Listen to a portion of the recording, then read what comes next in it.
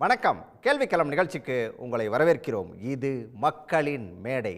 நாடாளுமன்ற தேர்தல் பிரச்சாரம் தொடங்கின நாளில் இருந்தே பிரதமர் மோடி போகிற கூட்டங்களில் எல்லாமே அவர் தொடர்ந்து சர்ச்சைக்குரிய பேச்சுக்களை பேசிக்கிட்டே தான் இருந்தார். பிரதமர் மோடிக்கு அதே போல் ராகுல் ரெண்டு பேருக்குமே ஒரு பொது விவாதத்துக்கு பத்திரிகையாளர்கள், ஓய்வு பெற்ற நீதிபதிகள்லாம் கூட அழைப்பு விடுத்தாங்க. ஆனால் ராகுல் அதுக்கு சம்மதம் தெரிவிச்சிருந்த போதும் கூட பாஜக தரப்புலேருந்து, குறிப்பாக மோடி தரப்புலேருந்து அதற்கான ஓகே அப்படின்னு சொல்லிட்டு அந்த விவாதத்துக்கான எந்த சம்மதமும் வரல. இந்த சூழலில் தான் இந்த பிரச்சாரம் எல்லாம் நிறைவு பெற்ற நிலையில் பிரதமர் மோடி தமிழ்நாட்டுக்கு வந்து கன்னியாகுமரி கடலில் விவேகானந்தர் பாறைக்கு பக்கத்தில் கன்னியாகுமரியில் தியானத்தில் ஈடுபட்டிருக்காரு. இதுக்கு வந்து கடுமையான விமர்சனங்கள் எழுந்திருக்குது. சிதம்பரம் இது பற்றி சொல்லும்போது சில விஷயங்களை குறிப்பிட்டிருக்காரு. அதாவது வந்து அவர் வந்து தியானம் பண்ணுறது அப்படிங்கிறது அவரோட தனிப்பட்ட விருப்பம், அதில் யாரும் தலையிடல. அதுக்கு எதுக்கு கேமரா அப்படிங்கிற ஒரு கேள்வியை சிதம்பரம் முன்வைக்கிறாரு. ராகுலை பொறுத்த வரைக்கும் அவர் வந்து நான் ஒரு விவாதத்துக்கு அழைச்சா அதுக்கு வந்து மௌன விரதமாக பதில் அப்படிங்கிறது தான் ராகுலோட கேள்வியாக இருக்குது. பரப்புரையெல்லாம் ஓஞ்சிருச்சு, ஆனாலுமே கூட இந்த சர்ச்சைகள் இன்னும் ஓய்ந்த பாடு இல்லை. எதை நோக்கி போகுது, களம் யாருக்கு சாதகமாக இருக்க போகுது, யாரோட அலை வீச போகுது அப்படின்னு சொல்லி பல கேள்விகள் எழுந்து நிற்குது. இதெல்லாம் பற்றி தான் இன்றைய கேள்விகள் நிகழ்ச்சியில் விரிவாக பேசியிருக்கோம். விவாதத்தில் பங்கேற்க காங்கிரஸ் கட்சியிலிருந்து ஆனந்த் சீனிவாசன், மதிமுகவிலிருந்து காரை செல்வராஜ், அரசியல் விமர்சகர் ரமேஷ் சேதுராமன், இவர்களோடு பாரதிய ஜனதா கட்சியிலிருந்து தூத்துக்குடி செல்வம், இன்னும் சற்று நேரத்தில் விமர்சகர் ஐயநாதன் இணையிருக்காங்க. அனைவருக்கும் வணக்கம். நான் ஆனந்த் சீனிவாசன்லேருந்து நிகழ்ச்சியை தொடங்கலாம் அப்படின்னு நினைக்கிறேன்.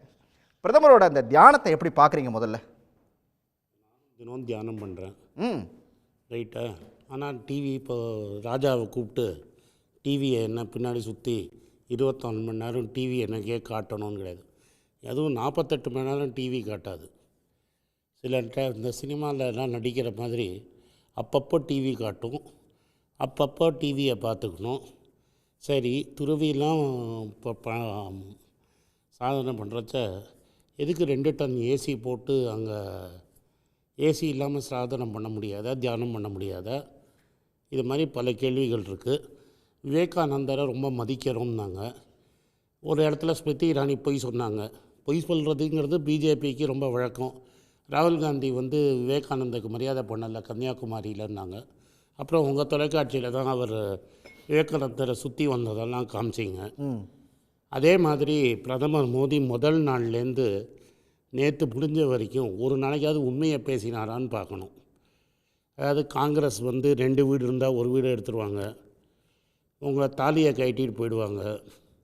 தமிழ்நாட்டில் வந்து நான் தமிழன்னு திருக்குள்ளூரில் பேசுகிறது, ஒரிசாவில் போய் தமிழெல்லாம் திருடன்னு சொல்ல வேண்டியது, இது மாதிரி மாற்றி மாற்றி நேற்று வந்து 82க்கு முன்னாடி யாருக்கும் காந்தியை தெரியாதுங்கிறது. இப்போ ராஜாக்கே 1982க்கு அப்புறம் தான் காந்தியை தெரியும்னு நினைக்கிறேன்.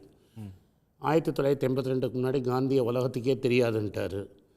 இது மாதிரி ஒரு நாளைக்கு ஒன்று பேச வேண்டியது. அப்புறம் அவர் நண்பர் அதானி, அவர் தான் பிளெயினில் போனதை நாங்கள் ஃபோட்டோலாம் போட்டு காமிச்சவர் காங்கிரஸுக்கு டெம்போவில் பணம் அனுப்பிச்சாருனார். அப்புறம் அதில் வந்து கருப்பு மூட்டையில் பணத்தை போட்டு அனுப்பிச்சாருனார். நாங்கள் அடுத்த நாளைக்கே ஒரு டெம்போவில் ஏறி ராகுல் காந்தி போனார். என்ன கேட்குறோம், உங்களுக்கு கருப்பு பணம் காங்கிரஸுக்கு கொடுத்தாருன்னு தெரிஞ்சிருச்சுல்ல, ஆனால் தானே பிரதமர் பேசுகிறாரு. எல்லார் வீட்டுக்கும் ஈடி போன மாதிரி ஏன் அதானி அம்பானி வீட்டுக்கு ஈடி அனுப்பலை? பிரதமருக்கு என்ன பயம்? ஏன்னா எப்படி எங்களுக்கு கருப்பு பணம் காசில் கொடுத்துட்டாருன்னு தெரிஞ்சோன்னே 2 கேள்வி. கருப்பு பணம் தான் டிமானிட்டைசேஷன் கூட ஒழிஞ்சு போயிடுச்சு, அப்புறம் எப்படி டெம்போவில் கருப்பு பணத்தை எடுத்துகிட்டு வந்தாங்கன்னு மோதியை கேட்கணும். இது மாதிரி பல கேள்விகள் இருக்குது. பல கேள்விகள், பல சர்ச்சைக்குரிய பேச்சுகள், இதெல்லாம் பேசினா பல விமர்சனங்கள் வரும் அப்படிங்கிறது வந்து பிரதமருக்கு தெரியாமையா இருந்திருக்கும். தெரிஞ்சும் ஏன் இப்படியான கருத்துக்களை பேசினார்? தோல்வி பயம். இது வரைக்கும் தோல்வியே சந்திக்காத மனிதர். பார்லிமெண்ட்டில் அப்கி பார் 400 பார்னார். அதாவது இந்த வாட்டி நாங்கள் 400 சீட்டுன்னு. ஒரு தமிழ்நாட்டில் ஒருத்தர் போட்டார் அப்கி பார் சாக்கோ பார்னு.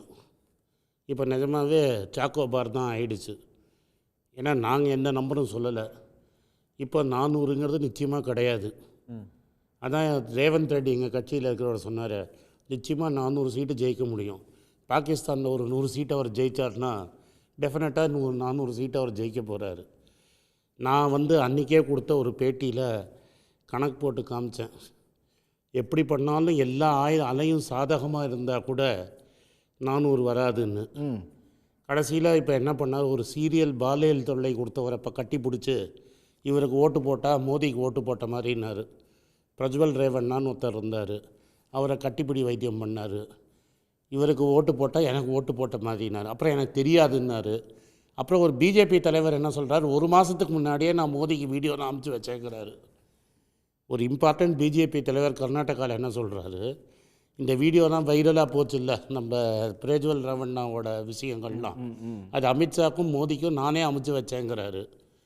இது வரைக்கும் அது வரலைன்னு அவங்க சொல்லலை. அதுக்கப்புறம் என்ன சொன்னார், காங்கிரஸ் தான் வெளியில் ஓட விட்டுட்டாங்கங்கிறாரு. எந்த ஏர்போர்ட்டில் வந்து லோக்கல் ஸ்டேட் போலீஸ் கார்டிங் பண்ணுறாங்க? மஞ்சு நீங்கள் ஏர்போர்ட்டுக்குள்ளே போகணுன்னால சிங்கு தான் இங்கே நின்றுருப்பான், ஹிந்திக்காரன் தான் நின்றுட்டுருப்பான். ராஜா நானும் மெட்ராஸ் ஏர்போர்ட்டில் பார்த்துருக்குறோம். ஹிந்தி பேசுகிறவங்க தான் நிறுத்தி வைப்பீங்க, தமிழ்நாட்டில் தமிழை பேசினவங்க வைக்க மாட்டீங்க. கரெக்டு. அப்புறம் இமிக்ரேஷனும் உங்கள் சென்ட்ரல் ஆஃபீஸு, கஸ்டம்ஸும் உங்கள் ஆஃபீஸு. அன்றைக்கி அருண்ஜேட்லி என்ன பண்ணார்னா, விஜய் மல்லையாவை எஸ்கார்ட் பண்ணார் 184 பையோட வெளிநாட்டுக்கு அமுச்சு வச்சுட்டு இன்றைக்கி கூட்டிகிட்டு வரேன்னாரு. அதே மாதிரி 2000க்கு மேலே வீடியோ இருக்கிற பிரஜ்வல் ரேவண்ணாவை இவங்க போலீஸு, சிஐஎஸ்எஃப், இமிக்ரேஷன்ஸ், கஸ்டம்ஸை வச்சு வெளிநாட்டுக்கு அமிச்சாங்க. வேறு வழி இல்லாமல் ப்ரெஷர் ஆகி உள்ளே வந்திருக்கிறார் இன்றைக்கி. அதுக்கு இன்னும் பதில் காணும். எந்த இடத்துக்கெல்லாம் பதில் சொல்ல வேண்டாம் அப்படின்னு சொல்லிட்டு தான் மௌன விரதம். நான் தான் கேட்குறேனே, காங்கிரஸ் மேனிஃபெஸ்டோ நாங்கள் தான் மேனிஃபெஸ்டோ ஓப்பனாக போட்டோம். கேட்போம். எந்த மேனிஃபெஸ்டோவில் 2 மாதத்தில் 1 மாடை நாங்கள் எடுப்போன்னு இருக்குது, 2 வீட்டில் 1 வீட்டை நாங்கள் எடுப்போன்னு, தாய்மார்கள் தாலியை நாங்கள் எடுப்போன்னு எங்கே இருக்குது? நல்ல கேள்விகள செல்வத்திட்ட தான் பதில கேட்கணும். தூத்துக்குடி செல்வத்திட்ட ராகுல் கேட்கிறாரு, செல்வனா விவாதத்துக்கு அழைத்தால் வந்து போய் மௌன விரதத்தில் உட்காந்துட்டீங்களா அப்படின்னு சொல்லி ஒரு கேள்வியை முன் எழுப்புறாரு. அதே போல் நம்ம ஆனந்த் சீனிவாசனும் கூட வந்து சேர்த்து ஒரு கேள்வியை கேட்டார். நீங்கள் வந்து அதாவது போய் குமரியில் போய் நீங்கள் வந்து மௌன விரதம் தியானம் இருக்கிறத பற்றி எங்களுக்கு எந்த விதமான கவலையும் இல்லை, அதுக்கு எதுக்கு கேமரா வந்து 24 ஹவர்ஸ் உங்களை காட்டிகிட்டே இருக்கிறதுக்கு எதுக்கு கேமரா அப்படிங்கிற கேள்வியை முன்னெழுப்புறாரு. இதுவும் ஒரு யுக்தியா, ஒரு தேர்தல் யுக்தியா, ஒரு பிரச்சார யுக்தியா எப்படி எடுத்துக்கிறது? சன் நியூஸ் தொலைக்காட்சி நிறுவனத்திற்கும் அதன் நெறியாளர் அண்ணன் ராஜா திருவேங்கடம் அவர்களுக்கும் சக பங்கேற்பாளர்களுக்கும் என்னுடைய முதல் வணக்கம். அதாவது அண்ணன் ஆனந்த் சீனிவாசன் போன்ற மூத்த தலைவர்களை, காங்கிரஸ் கட்சியினுடைய மூத்த தலைவர் மாத்திரமல்ல, ஒரு தலைச்சிறந்த பொருளாதார நிபுணர், அவர் வந்து ரொம்ப நாளாந்தர விமர்சனத்தை வைக்கிறத நான் ரொம்ப ஆச்சரியமாக இருக்கு, கொஞ்சம் அதிர்ச்சியாகவும் இருக்குது. ஏன்னு கேட்டிங்கன்னா, பிரதமர் நரேந்திர மோடி அவர்கள் எந்த இடத்திலும் உங்களுடைய உங்களுக்கு 2 மாட்டை பிடிச்சி கொடுத்துருவாங்க, வீட்டை பாத்தி கொடுத்துருவாங்க, இப்படிலாம் வந்து பிரதமர் பேச வேண்டிய அவசியம் இல்லை, பேசவும் இல்லை.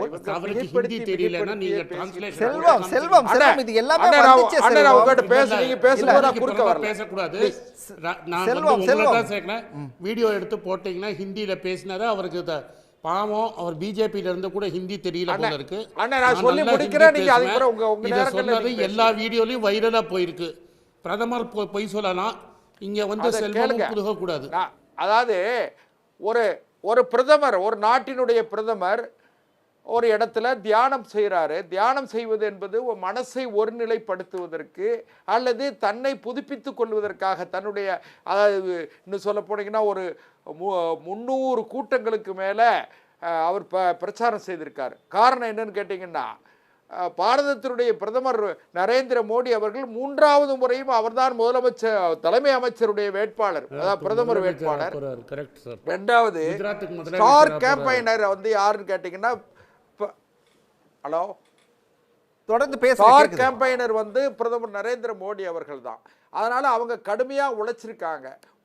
கடுமையாக உழைத்திருக்கிற மரியாதைக்குரிய நரேந்திர மோடி அவர்கள் ஒரு 3 நாள் தியானம் செய்வதற்கு, அதுவும் விவேகானந்தருடைய இடத்தை தேர்ந்தெடுத்ததுடைய நோக்கம் என்னன்னு கேட்டிங்கன்னா, விவேகானந்தர் அவர்கள் 1893ஆம் ஆண்டு அதுவரை வெளிநாடுகள் எல்லாம் என்ன மரபு இருந்ததுன்னா, லேடிஸ் அண்ட் ஜென்டில்மேன் இருந்ததை, அதாவது பிரதர்ஸ் அண்ட் சிஸ்டர்ஸ் அப்படின்னு சொல்லி பேசி ஒரு புதிய, அதாவது பிரச்சார யுக்தியை மாத்திரமல்ல, அதாவது மக்களிடத்தில் உரையாடுகிற முறையை கூட மாற்றி அமைத்தது மரியாதைக்குரிய ஐயா சுவாமி விவேகானந்தர். அந்த விவேகானந்தருடைய இடத்துல, மண்டபத்தில் அவர் தியானம் செய்த இடத்துல பிரதமர் நரேந்திர மோடி அவர்கள் தியானம் செய்கிறாங்க. அதில் என்னன்னு கேட்டிங்கன்னா இன்னொரு வார்த்தையும் பிரதமர் அவர் சுவாமி விவேகானந்தர் சொன்னார், இந்தியாவை நல்ல வழியில் கொண்டு செல்ல வேண்டும் என்று நினைக்கிற இளைஞர்களே, இந்தியா என்கிற தேர் சக்கரத்தை உருட்டி செல்வதற்கு தோள் கொடுக்க வாருங்கள் என்று செல்வம் அதாவது இல்ல இல்ல இல்ல அதாவது பிரதமர் வந்து தியானம் பண்றதை இவங்க யாரும் தப்புன்னு சொல்லவே இல்ல. நீங்க வந்து அதை தப்புன்னு சொன்ன மாதிரி எல்லாம் பேச வேண்டாம். அதை யாரும் தப்புன்னு சொல்லவே இல்லை. அங்க எதுக்கு வந்து 24/7 கேமரா? நீங்க பர்சனலா ஒரு இடத்துக்கு போறீங்க, செல்வம் ஒரு இடத்துக்கு போறீங்க, யாரும் கேட்க போறது இல்லை. இப்ப சீனிவாசன் ஒரு இடத்துக்கு போறாரு, யாரும் பார்க்க போறது இல்லை. அதாவது ஒரு நாட்டினுடைய பிரதமருக்கு எப்படிப்பட்ட பாதுகாப்பு, ஒரு முதலமைச்சருக்கு எப்படிப்பட்ட பாதுகாப்பு கொடுக்கப்படும் என்பது மரியாதைக்குரிய அண்ணன் ராஜா திருவேங்கடம் அவர்களுக்கு தெரியும், ஆனந்த் சீனிவாசன் அவர்களுக்கு தெரியும். ஒரு நாட்டினுடைய பிரதமர் அவர் வந்து பாதுகாப்பு அவருக்கு பாதுகாப்பு வந்து 4 அடுக்கு பாதுகாப்பு வளையத்துக்குள்ள இருக்கிறவர். அதனால பாதுகாப்பு என்பது அது கேமராங்கிறது வந்து ஏதோ வந்து அவருடைய தியானம் பண்றதையே காமிச்சிட்டு இருக்காங்கன்னு நினைக்காதீங்க. அது வந்து பாதுகாப்பு சுற்று பாதுகாப்புக்குள்ள இருக்காரு, அதுக்காக வந்தது. அதனால இன்னொரு விஷயம் சார், இவங்களுக்கு ராஜா திருவேங்கட சார், நான் ரொம்ப சிம்பிளா சொல்றது என்னன்னு கேட்டா, இப்போ அவர் தோத்துருவார் இவர் ஜெயிச்சிருவார் இப்படிங்கிறதெல்லாம் வந்து எல்லாமே அனுமானமானது தான். தேர்தல் திருவிழா நாளையோடு முடிந்து விடுகிறது. 1ஆம் தேதியோட தேர்தல் முடியுது. ஜனநாயகத்தினுடைய இறுதி எஜமானர்கள் வாக்காளர் பெருமக்கள். ஜனநாயகத்தில் வெற்றி தோல்வியை தீர்மானிக்கிற வலிமையான ஆயுதம் வைத்திருக்கிற வாக்காளர் பெருமக்களுடைய தீர்ப்பு ஏற்கனவே 557 இடங்களை தவிர மற்ற இடங்கள்லாம் தீர்ப்பு எழுதப்பட்டு விட்டது. அதனால இன்னும் இருக்கிறது 57 இடம் இருக்கு. அந்த 57 இடமும் நாளைக்கோட முடிஞ்சிட போகுது. நாளைக்கு சாயங்காலமே வந்து பெருசாக நம்ம ஊடகங்களில் தான் அவர் ஜெயிப்பார் இவர் ஜெயிப்பார், நாளைக்கு மறுநாள் அந்த திருவிழா நடக்கும். 4ஆம் தேதி இவ்வளவு நேரத்துக்கெல்லாம் வெளிச்சத்துக்கு வந்துடும். இன்னைக்கு பாரத பிரதமர் நரேந்திர மோடி அவர்கள் மீது இவர்கள் குறி வைப்பதற்கு காரணம் ஒரே ஒரு செய்தி. ராகுல் காந்தி விவாதத்துக்கு கூப்பிடுதாரு, பிரதமர் மறுக்கிறார் சொல்றாரு. பிரதமர் நரேந்திர மோடி அவர்கள் வந்து விவாதம் செய்யக்கூடிய அளவிற்கு மரியாதைக்குரிய ராகுல் காந்தி அவர்கள் இன்னும் தன்னை தக்க வைத்துக் கொள்ளவோ அல்லது தரவுகளோடு தன்னை தயார்படுத்திக் கொள்ளவில்லை என்று சொல்லவே இல்லையே. ராகுல் காந்தி பிரதமரை சொல்ல சொல்லுங்க, உங்க பிரதமரை டெலிபிராம்டர் பேச சொல்லுங்க. அதுக்கு சார், ராகுல் காந்தி எங்கேயுமே டெலிபிராம்டர் யூஸ் பண்றது இல்ல, நம்ம டெலிபிராம்டரை வச்சுதான் படிக்கணும். பிரதமர் கட்டாயமா ராகுல் காந்தி கூப்பிட்டா பிரதமர் போய் பேசணும்னு அவசியம் இல்ல சார். நீங்க எல்லாரும் போறவங்க வாரவங்க என் கூட டிபேட்டுக்கு வாங்கன்னு சொன்னா நாங்கெல்லாம் வந்துடணும்னு அவசியம் கிடையாது. அதாவது ராகுல் காந்தி அவர்கள் அழைத்ததற்காக பிரதமர் நரேந்திர மோடி அவர்கள் விவாதம் செய்துதான் ஆக வேண்டும் என்பது எந்த சட்டத்திலும் இல்லை, எந்த முறையும் கிடையாது. அதனால அவசியம் இல்லை. ஒண்ணு. ரெண்டாவது, இன்னைக்கு இந்தியா கூட்டணியில ஒரு தலைவர் இல்ல.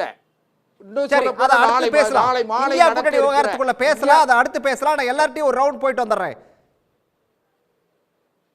பேசலாம் செல்வம், தொடர்ந்து நம்ம பேசலாம். காரை செல்வராஜ், உங்களோட பார்வை என்ன? இதுல வந்து அவர் வந்து ஒரு பிரதமர் அப்படிங்கிறதுனால குமரியில வந்து அவருக்கான பாதுகாப்புகள் கொடுக்கப்பட்டிருக்குது, அதனால அதை தொலைக்காட்சிகள் காட்டிட்டு இருக்குது. பிரதமர் அப்படிங்கிறதுனால அதிக முக்கியத்துவம் கொடுக்குறாங்க அப்படிங்கிற ஒரு பார்வையை அவர் முன்வைக்கிறாரு. நீங்க எப்படி சார் இதை பாக்குறீங்க? இல்லை, இது வந்து விவாதம் தானே, கதா காலட்சேபம் இல்லையே. எனக்கு முன்னால் பேசின புதுக்கோட்டை செல்வம் ஏதோ ஒரு கதா காலட்சேபம் பண்ணக்கூடிய சூழ்நிலையை தான் நான் பார்க்க முடிஞ்சது. இதில் தியானம் பண்ணதை கேள்வி கேட்கலேன்னு சொன்னீங்க, கேமராக்கள் எதற்கு என்பது தான் கேள்வின்னீங்க. நான் அவர் தியானம் செய்வதைத்தான் நான் கேள்வியாக வைக்க விரும்புகிறேன். அவர் தியானம் செய்வது ஏன், எதற்கு, யாருக்காக என்கிற இந்த 3 கேள்வியை தான் நான் வைக்க விரும்புகிறேன். ஏன் கேட்டிங்கன்னா, இதை கேட்க வேண்டிய அவசியம் என்ன வந்ததுன்னா, இதையெல்லாம் இந்த தியானத்தை அறிவிப்பதற்கு முன்னால் தன்னை பரமாத்மா நேரடியாக ஆணுக்கும் அப்பனுக்கும் ஆத்தாளுக்கும் இயல்பாக நடைபெறக்கூடிய கலவி முறையில் பிறந்தவன் இல்லை என்பதை நான் உணர்ந்தேன். பரமாத்மாவால் நான் இந்த மண்ணிற்கு அனுப்பப்பட்டிருக்கிறேன் என்று தன்னை ஒரு தெய்வ பிறவியாக அவர் அறிவித்துக் கொண்டதற்கு பின்னால் அவரு என்ன சார் விவாதம் பண்றீங்க? அதாவது கலை அப்படியே சொன்னாரு, எந்த இடத்துல சொன்னாரு? ஏங்க இருங்க, நான் எங்க அப்பனும் ஆத்தாளுக்கு தான் பிறந்தேன். எங்க அப்பனும் ஆத்தாலும் கல்வி முறையில் பிள்ளை பெற்று 10 மாதம் என் தாய் என்னை சுமந்து பால் ஊட்டி சோறு ஊட்டி வடிவேலு சொல்ற மாதிரி எல்லாம் பேசாதீங்க. அமைதியா இருங்க, கொஞ்சம் அமைதியா இருங்க. அப்படித்தான் நான் பிறந்தேன், இல்ல, அப்படித்தான் நீங்க மனிதர்கள் பிறக்க காமெடி முடியும். பண்ணிட்டு அடுத்தவங்கள இவர் தன்னை பேசாதீங்க. அப்படி அதாவது பிறந்தவன் இல்லை. கல்வி முறையிலே நான் சொல்லி பேசுறது உங்களை நீங்களே பரமாத்மாவால் தரம் இங்கே தாழ்த்திக் நேரடியாக இந்த உலகத்துக்கு அனுப்பப்பட்டவன் என்று தன்னை ஒரு தெய்வ பிறவியாக அறிவித்ததற்கு பின்னால் எடுத்துக்கொண்டிருக்கிற இந்த 3 நாட்கள் தியானம். விவேகானந்தர் அவர்கள் அந்த கடலிலே நீந்தி சென்று 3 நாட்கள் தியானம் இருந்ததை அப்படியே அவர் ரிப்பீட் பண்றார். இதுல முக்கியமாக தமிழக அரசாங்கம் என்ன நினைவில் கொள்ளணும்னா, நாளைய வரலாற்றில் விவேகானந்தர் பாறை என்பது மோடி பாறை என்று அறிவிப்பதற்கான முன்னறிவிப்புகளை இவர்கள் செய்வார்கள் என்பதில் கவனத்தில் இருக்கணும். தியானம் பண்ண இடத்தை சுத்தம் செய்ய வேண்டும். ஏதாவது மாற்றங்கள் செய்திருந்தால், ஏதாவது காவி கலர் அடித்திருந்தால், ஏதாவது உட்காருவதற்கான தியான மேடை புதிதாக அமைத்திருந்தால் அதை முழுவதுமாக அந்த விவேகானந்தர் பாறையை நிர்வகிக்கிற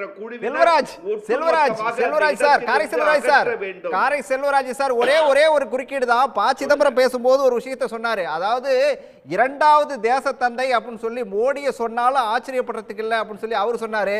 நீங்க இன்னும் ஒரு படி மேல போய் விவேகானந்தர் பாறையை மோடி பாறைன்னு சொல்லுவாங்கன்னு சொல்லி சொல்றாங்க. ரொம்ப இது ஒரு அதிகப்படியா இல்லையா?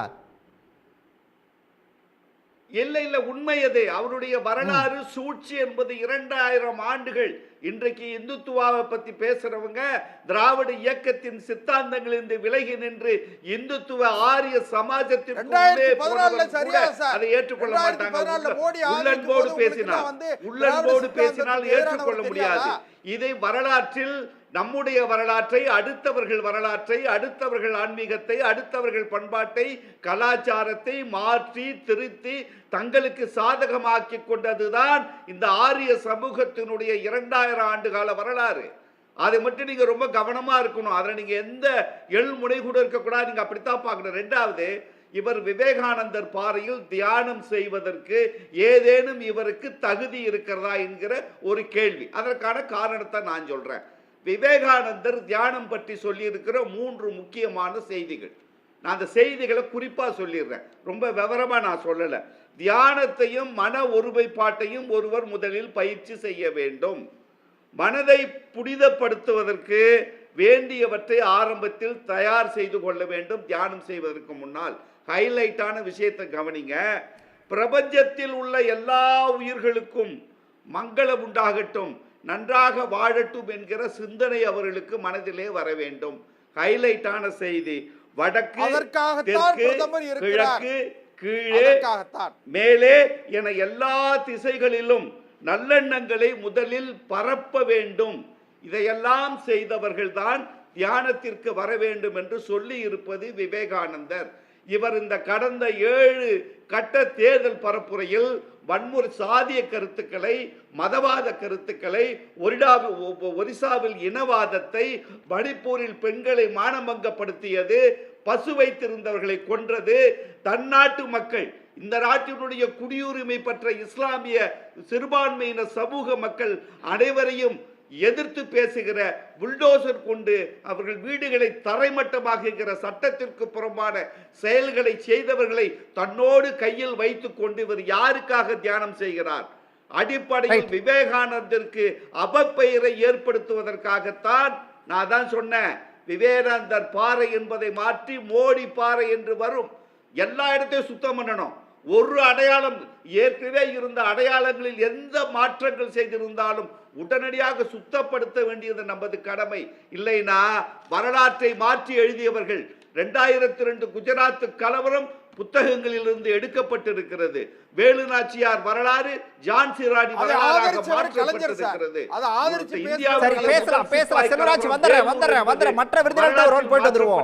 ரமேஷ் சேதுராமன் இன்னும், அதாவது வந்து தேர்தல் வந்து இன்னும் இறுதி கட்டத்தை இப்பதான் தொற்றுக்குது. அது வந்து முடியறதுக்குள்ள அப்படி எதுக்காக அவசரமா பிரதமர் வந்து ஒரு மௌன விரதத்துக்குள்ள உட்கார்ந்திருக்காரு? இல்லைங்க, அது வந்து நம்ம வந்து தப்புன்னு சொல்ல முடியுமா அப்படிங்கிறது முக்கியமான கேள்வி.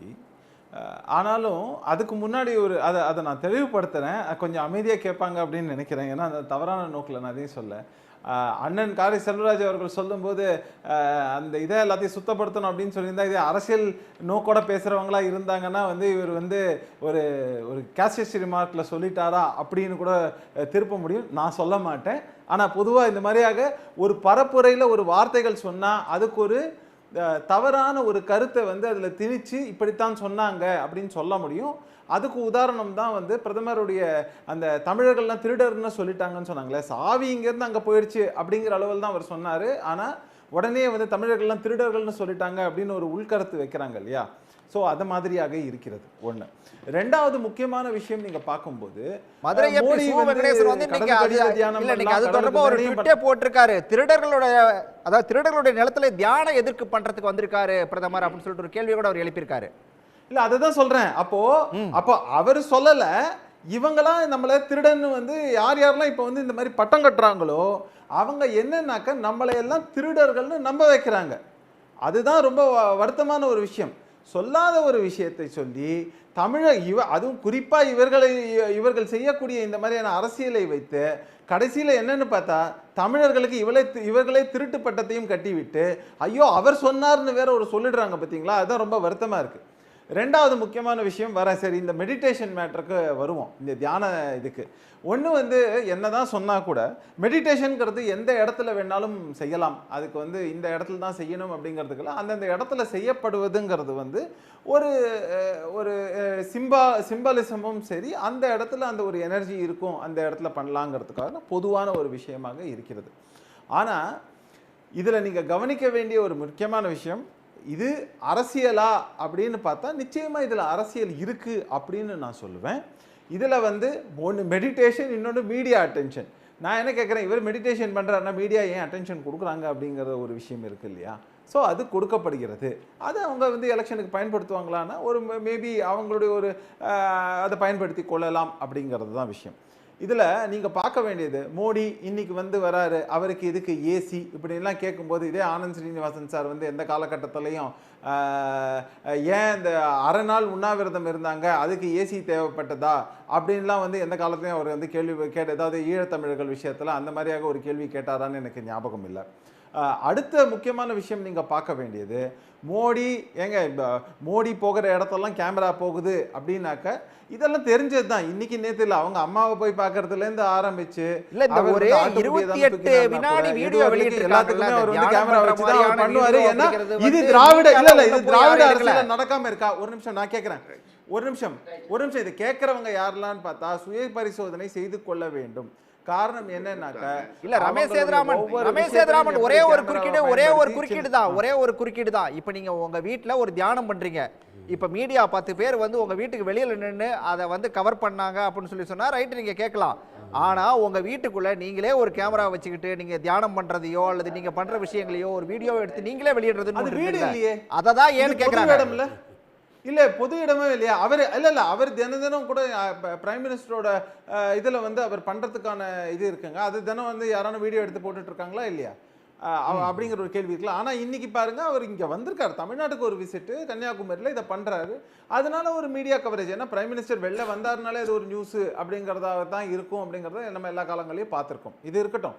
ஆனா நீங்க இன்னொரு பக்கத்தையும் நீங்க பார்க்கணும் சார். அவருக்கு பாவம் 72-73 வயசாச்சு. அதுக்கு அடுத்து அவர் ரிட்டையர்மெண்ட்டை நோக்கி போறாரு அப்படின்னாக்க அவர் வந்து பக்தி மார்க்கத்தை நோக்கி போவாரா இருக்கும். அப்படி இருக்கக்கூடிய ஒரு பட்சத்துல அவருக்கு வந்து நீங்க இதெல்லாம் பண்ணக்கூடாது அப்படின்னு நம்ம சொல்ல முடியாது இல்லையா? அவருக்கு என்ன தனக்குன்னு ஒரு குடும்பம் கிடையாது, ஒன்றும் கிடையாது. அப்படிங்கும் போது அவர் வந்து தொடர்ந்து அவர் சொல்லிக் கொண்டிருப்பதை நான் வந்து ஒரு யோகி வாழ்க்கை வாழறேன் அப்படிங்கிற மாதிரி அவர் சொல்லிட்டு இருக்காரு. அப்படின்னாக்கா அப்ப அவர் இந்த மாதிரியான ஒரு மார்க்கத்துல போவாரா இருக்கலாம். கடைசியா ஒரே ஒரு விஷயம், இன்னொன்று வந்து நான் சொல்லக்கூடிய ஒரு வார்த்தை வந்து யாரும் தவறாக பிரயோகிக்க வேண்டாம். ஏன்னா வந்து இப்போ நான் வந்து ஒரு சமாதின்னு ஒரு வார்த்தை சொல்றேன்னு வச்சுக்கோங்களேன், உடனே அதோட அர்த்தம் புரியாமல் யாரும் சொல்ல வேண்டாம். ஏன்னா சமாதிங்கிறது அதில் வந்து நிறையா வகைகள் இருக்கு. இதெல்லாம் பொதுவாக வந்து நம்ம வந்து இந்த நம்மளுடைய இந்த தியானம் இதெல்லாம் பண்ணும்போது ஆழ்மனத்தில் நம்மளுடைய தொடர்ந்து நம்மளோட இன்டர்னல் கிளென்சிங்னு சொல்லுவோம், அதெல்லாம் பண்ணுறாங்க. நானே என்ன கேட்குறேன்னாக்க, மோடி அவர்கள் தொடர்ந்து செய்து கொண்டிருக்கிறார் அப்படின்னாக்க அவரே கூட என்ன நினைக்கலாம், நான் வந்து அந்த சொல்லக்கூடிய நிறையா இருக்குது. நான் திரும்பவும் சொல்வது, நிவிகல்ப சமாதி இந்த மாதிரி பல விஷயங்கள் இருக்கு. அதனால அதான் திரும்ப திரும்ப சொல்றது, இது தவறாக எடுத்துக்கொள்ள. அவர் அந்த மாதிரியான ஒரு நிலையை நோக்கி போகணும் அப்படின்னு வயசாயிடுச்சு, ஒரு ஆன்மீகத்தை நோக்கிய ஒரு துறவரத்தை நோக்கிய ஒரு பயணத்துக்கான ஒரு முன்மாதிரி, ஒரு முயற்சி. ஏன்னா அவரே 75 வயசுக்கு மேல பாஜக இல்ல பாஜக அதோட பார்வை கேட்டது மேல இருக்கவங்களுக்கு நீங்க பேசலாம் நிறைய விஷயம் இருக்குது, பேசலாம். இருங்க ஐயநாதன் நீங்க கேட்டது. ஐயநாதன் அவரோட பார்வை எப்படி பாக்குறீங்க? வயசாயிடுச்சு பிரதமருக்கு, ரிட்டையர் ஆக போறாரு, அதனால அடுத்து அவர் வந்து ஒரு ஆன்மீகத்துக்குள்ள வந்து ஒரு முழுமையான ஆன்மீகத்துக்குள்ள போகலாம், அதற்கான ஒரு முதல் முயற்சியா கூட இது இருக்கலாம் அப்படிங்கிற ஒரு பார்வையை முன்வைக்கிறாரு. ஆசையை திறக்கணும்ல. ராணுவ தளபதியினுடைய அந்த பதவி காலத்தை 1 மாதம் நீட்டிச்சுட்டு, அதுக்கப்புறம் நாடாளுமன்ற செயலருடைய பதவி காலத்தை நீட்டிச்சுட்டு, எல்லாமே அடுத்தபடியாக அந்த அதிகார மாற்றத்துக்கு பிரசிடெண்ட்டுக்கு அட்வைஸ் பண்ணக்கூடியவங்களுடைய இதெல்லாம் வந்துட்டு அவங்க ஆளையே வச்சு அவங்களுக்கு பதவி நீட்டிமை வச்சுட்டு அதுக்கப்புறம் இங்கே வந்து உட்கார்றாரு அப்படின்னோம்னா என்ன அர்த்தம்? அதனால் மோடியை பொறுத்த வரைக்கும் எல்லாம் அரசியல், அங்கே சதி நடக்குது, இங்கே டைவர்ட் பண்ணிட்டு பாதுகாப்புக்கு எந்தவித குந்தகமும் வரக்கூடாது இல்லையா? என்னங்க தேசத்துடைய பாதுகாப்புக்கு எந்தவித குந்தகமும் வரக்கூடாது இல்லையா? அப்போ பாதுகாப்புக்கு எந்த விதமான குந்தகமும் வரக்கூடாது அப்படிங்கிறதுனால இந்த ஏற்பாடுகளை பண்ணிட்டு வந்து உட்கார்ந்திருக்காரு. Okay right. யார் பாதுகாப்பு, எந்த பாதுகாப்பு இல்லை, யாருக்கிட்ட வந்துட்டு எந்த அச்சுறுத்தல் இருக்குது, என்ன பாதுகாப்பிற்காக இந்த 1 மாதம் எக்ஸ்டென்ஷன்? அடுத்த இருக்கிறவர் வந்துட்டு அந்த பாதுகாப்பு பொறுப்பை எடுத்துக்க மாட்டாரா? இந்த ஹையரார்க்கியில் அடுத்தது காத்துட்டு இருக்கிறாரு, அவர் வந்துட்டு அதை எடுத்துக்க மாட்டாரா? அவர் அதை செவனே செய்ய மாட்டாரா? இல்லை நீங்கள் தான் வந்துட்டு 4ஆம் தேதி ரிசல்ட்டு எல்லாம் முடிச்சுட்டு 400 சீட்டுன்னு சொல்கிறீங்க. 4ஆம் தேதி வந்துட்டு அதுக்கு முன்னாடி அவர் ஆக போகிறாரு, அடுத்தவர் வரப்போகிறாரு. 8ஆம் தேதி நீங்கள் மறுபடியும் பதவி ஏற்க போகிறீங்க. அப்புறம் எதுக்கு இந்த ஏற்பாடெல்லான்றேன் நான். அப்போது உங்களுக்கு நிதர்சனமாக தெரியும், முடிச்சுட்டாங்க இந்திய மக்கள் நம்மளுடைய கதையை. அதுக்கப்புறம் என்னன்னா ஒரு நெரட்டிவ் ஒன்று விடுறாங்க இவங்க, 200 to 240 தனிப்பெரும் கட்சி. தனிப்பெரும் கட்சின உடனே எங்களை தான் குடியரசுத் தலைவர் அழைப்பார், அவன் அழைச்சி உடச்சிட்ட உடனே நாங்கள் மறுபடியும் போயிட்டு மோடி உட்காருவார், அப்புறம் மோடி எல்லாத்தையும் பண்ணிவிடுவார் அப்படின்ற ஒன்று வந்துட்டு ஏகப்பட்ட பேர் இருக்கிறாங்க இல்லையா, அவங்களையெல்லாம் வச்சு அவங்க பேச விடுறாங்க. நமது கேள்வி என்னென்னா, நிச்சயமாக இந்த பெரிய ஒரு பரப்புரையை வந்துட்டு 210 கூட்டத்தில் பேசுகிற பிரதமர் அவர் சாதனைகளை மட்டும் பேசிட்டு போயிருந்தார் அப்படின்னோம்னா, நான் வந்தேன் 10 ஆண்டு காலம் இருந்தேன், உங்கள் மக்களே உங்களுக்காக நான் இதை செஞ்சேன் அப்படின்னோம்னா உன்னை கர்மயோகின்னு கூட போட்டுருவாங்க இந்த நாட்டில். அதான ஐயா, கர்மயோகின்னு போட்டுருவாங்க. அதுக்கப்புறம் நீங்கள் தியானத்தில் உட்காருங்க, எதில் வேணாலும் உட்காருங்க. நேற்று 6 மணி வரைக்கும் பரப்புரை இருக்கும்போது நடுவுலேயே முடிச்சுட்டு வந்து உட்காருறீங்க அப்படின்னோம்னா அது என்னது? அது எங்கே போச்சு அந்த கர்மயோகம்? இல்லையா உங்ககிட்ட? எல்லா மதங்களையும் பாற்று கடலில் போய் சென்று சேரக்கூடிய நதிகள் தான், அந்த நதிகள் சென்று சேரக்கூடிய கடல் தான் இறைவன் அப்படின்ட்டு பார்லிமெண்ட் ஆஃப் ரிலிஜியனில் முழங்கினவர் விவேகானந்தர். நீங்கள் என்ன சொல்கிறீங்க? உன் தாலி, உன் சொத்து, உன் பணம், பெண்களே உங்க கழுத்துல தூக்குற தாலி, இல்ல தங்கம் எல்லாத்தையும் அப்படியே பறிச்சு தூக்கி அந்த புள்ள பெத்துக்கிறவனுக்கு கொடுத்தாங்க அப்படின்னு சொல்லி, உங்களுக்கு விவேகானந்தர் பாறைக்கு போறதுக்கான ஒரு ஆன்மீக அருகதை இருக்கான்னு நான் கேட்கிறேன். தன்னளவில் தூய்மையுற்று இறைவனோடு தன்னை ஒன்றாக்கி கொண்டு இறைவனுடைய சித்தத்தை நடைமுறைப்படுத்தக்கூடிய ஒரு மனிதனாய் நீங்க அரசியல்ல தாராளமா இருந்துட்டு போங்க. ஆனா இந்த பரப்புரையில் நீங்க எங்கேயாவது அந்த யூனிசன் ஆத்மானம் சர்வம் பூதானி என்று சொல்லக்கூடிய நானே பரமன், எல்லாமே என்னுடைய அங்கங்கள் தான் அப்படின்னு சொன்னதை எங்கேயாவது எந்த பிஜேபி காரனாவது கடைபிடிச்சிருக்கிறாங்கன்னா சொல்லுங்க. வேணா கண்டுபிடிச்சு வேணா சொல்லட்டும், என் நண்பர் சொல்லட்டும். நான் என்ன சொல்ல வரேன்னா, செல்வம் உங்களை ஏதோ குறுக்கிடுறாரு. என்ன செல்வம்?